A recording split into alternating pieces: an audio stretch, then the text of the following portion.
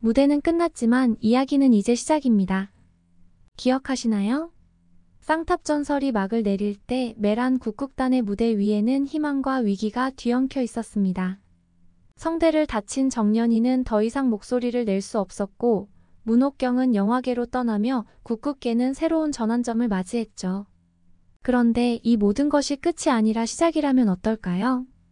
시즌2는 단순히 개인의 성공과 실패를 넘어 국극계 전체를 뒤흔들 새로운 이야기를 준비하고 있습니다. 정년이가 목소리를 잃은 상황에서도 과연 무대 위로 돌아올 수 있을지, 문옥경이 돌아온다면 문옥경은 메란 국극단에 어떤 파장을 일으킬지, 그리고 백도행과 강소복은 무너져가는 국극계를 어떻게 재건하려 할지 말이죠.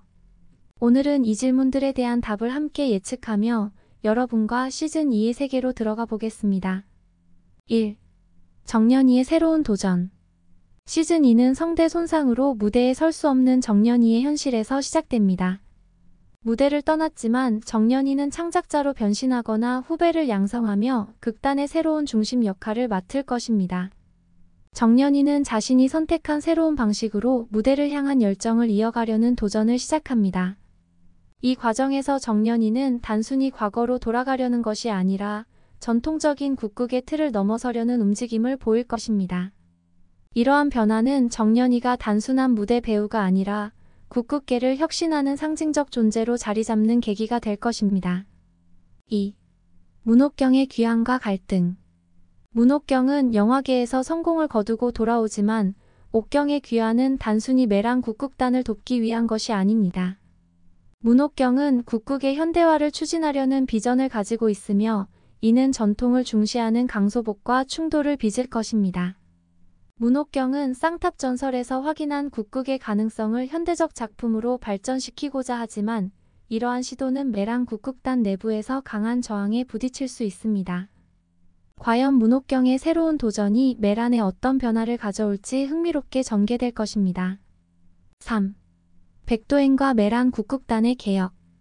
백도행은 시즌1에서 메란 국극단의 비리를 발견하며 내부 문제를 드러냈습니다.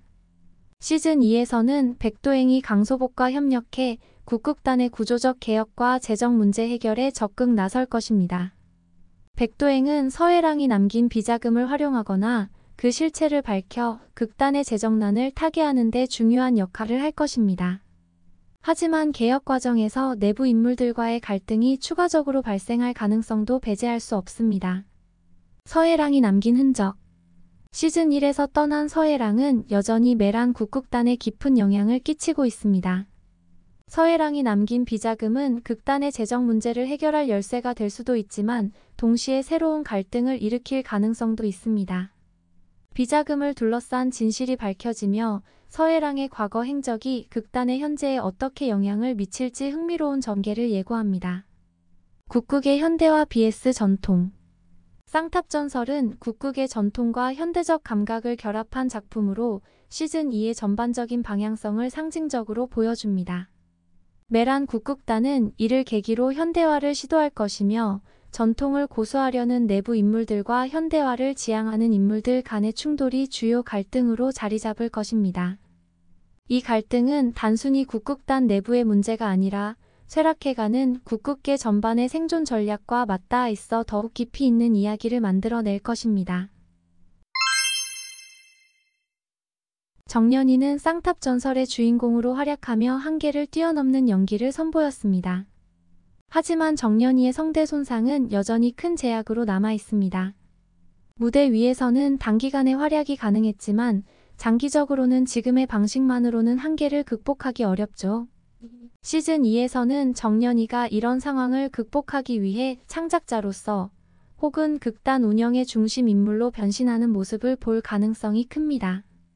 정년이는 자신만의 감각과 경험을 살려 새로운 국극 작품을 이끌거나 후배 배우들의 멘토가 되어 국극계를 혁신하는 역할을 맡을 것입니다.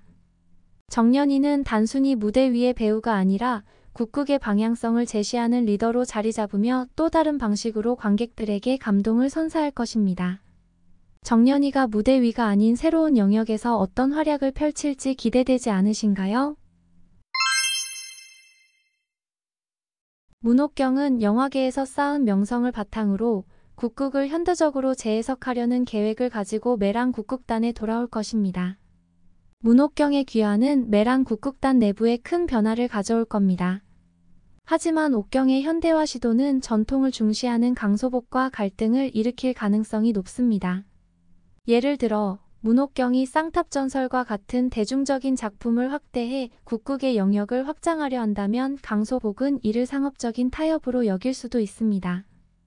하지만 두 사람은 국국의 부흥이라는 같은 목표를 가지고 있기에 결국 협력을 통해 매랑 국국단의 새로운 대작을 완성하게 될 가능성이 큽니다.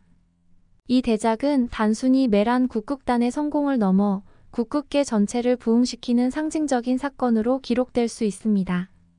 그 작품이 과연 어떤 모습일지, 또 국국계에 어떤 변화를 가져올지 기대되지 않으신가요?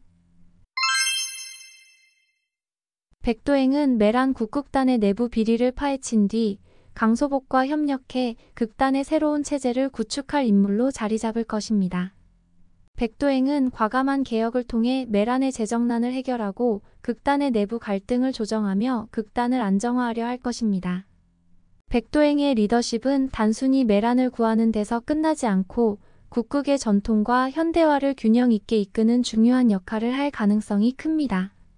서해랑이 남긴 비자금을 어떻게 활용하거나 그 진실을 드러낼지, 그리고 이를 극단의 미래에 어떻게 연결할지 지켜보는 것도 흥미로운 관전 포인트가 될 것입니다.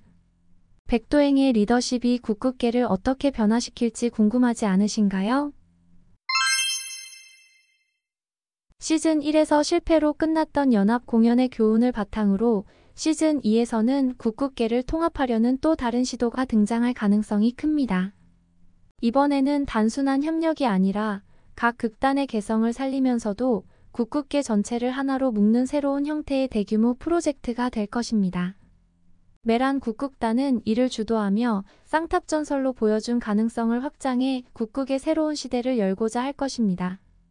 하지만 이 과정에서 다른 극단과의 경쟁, 내부의 갈등, 현실적인 제약이 큰 장애물로 작용할 수 있습니다. 성공 여부를 떠나 이 프로젝트가 국국계에 던질 파장은 시즌2의 가장 큰 긴장감을 만들어낼 것입니다. 이 프로젝트가 과연 성공할 수 있을지 아니면 또 다른 위기로 이어질지 어떻게 생각하시나요? 정년이 시즌2는 단순히 개인의 이야기를 넘어서 국국계 전체의 미래를 그려나갈 준비를 하고 있습니다. 정년이, 문옥경, 강소복, 백도행의 선택과 도전이 과연 어떤 결말로 이어질지, 그리고 매란 국국단이 위기를 극복하고 새로운 미래를 열 수 있을지 함께 지켜봐 주세요. 정년이 시즌2에서 가장 기대되는 이야기가 무엇인가요? 정년이의 성장, 문옥경의 귀환, 그리고 백도행과 강소복의 협력에 대한 생각을 댓글로 남겨주세요. 여러분의 의견이 다음 분석에 큰 힘이 됩니다. 구독과 좋아요도 잊지 말아주세요. 그럼 다음 영상에서 또 만나요.